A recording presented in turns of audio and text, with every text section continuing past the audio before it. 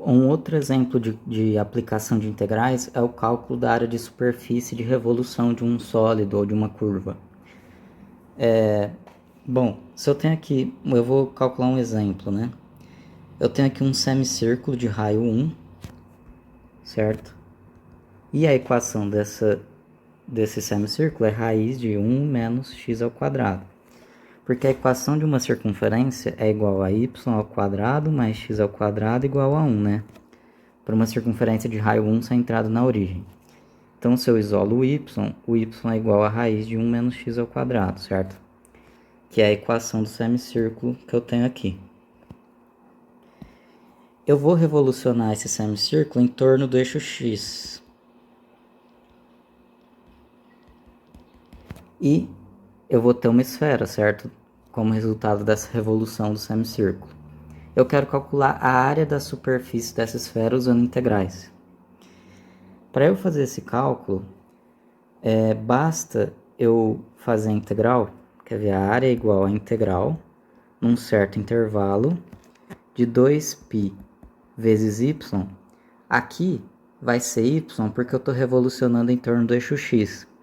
Se eu estivesse revolucionando em torno do eixo y, seria x, vezes o comprimento da curva que a gente viu no vídeo anterior, que é 1 mais y' ao quadrado, dx. Então essa é a fórmula para calcular a área de superfície de revolução, usando integrais. Então, nesse nosso exemplo, a gente vai ter que a área vai ser igual a integral de menos 1 até 1, certo? Que são os nossos limites aqui de integração no eixo x. 2π vezes y, só que o y é raiz de 1 menos x ao quadrado. Então, eu vou colocar aqui raiz de 1 menos x ao quadrado vezes a raiz de 1 mais y' ao quadrado. Quem é y'?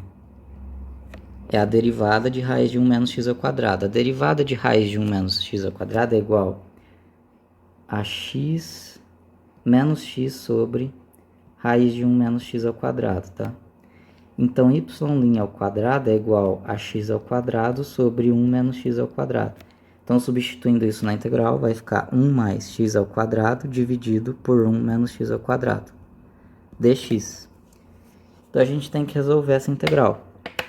A área é igual a integral de menos 1 até 1. Vou colocar o 2π para fora aqui já da integral, porque ele é constante, certo? Então, esse produto aqui vai ficar raiz 1 menos x ao quadrado vezes 1 mais x ao quadrado sobre 1 menos x ao quadrado, certo? dx. Fazendo aqui o produto por distributiva, a gente vai ter que a área é igual a 2π, integral de menos 1 até 1.